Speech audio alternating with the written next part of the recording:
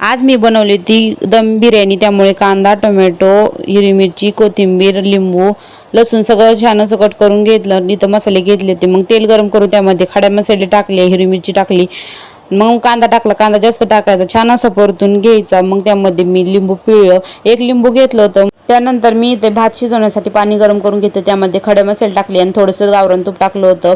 मग टोमॅटो छान असं परतून घेतलं. मग वेगवेगळ्या प्रकारचे त्यामध्ये मी मसाले टाकले, मसाले चांगले परतून घेतले. आणि मग इथं मी चिकन, पाऊण किलो चिकन घेतलं होतं. मग ते छान असं परतून मिक्स करून घ्यायचं. मग त्यावर झाकण ठेवून पाणी गरम करण्यासाठी ठेवायचं. पाणी गरम झाल्यानंतर मग त्यामध्ये ओतायचं. मग इथं तांदूळ धुवून मी भात शिजवण्यासाठी टाकलं. छान असं थोडंसं आपलं चिकन शिजलं होतं. छान असं पूर्ण चिकन शिजून घ्यायचं. मग इथं भात शिजला होता, मग त्यामुळे चाळण्यात पाणी काढून घेतलं. मग इथं कलर केला होता मी, इथं केशरी कलर होता आणि बिटाचा लाल कलर करून घेतला.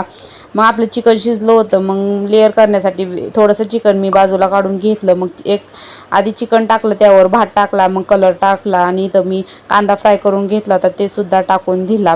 आणि वेगवेगळे कलर असले तरी तुम्ही टाकू शकता. मग परत भाताचा लेअर टाकला आणि मग त्यावर उरलेले सगळं कलर, कांदा मी टाकून घेतला. थोडीशी कोथिंबीर होती तेवढीच टाकली. मग इथं दम दिला. खूप छान झाली ती. थोडीशी तिखट झाली होती, तुम्ही थोडीशी तिखट कमी करा. तुम्हाला जेवढं तिखट लागतं तुम्ही त्यानुसार करू शकता. चला आता भेटूया पुढच्या ब्लॉगमध्ये. इथेच एंड करते. Bye bye.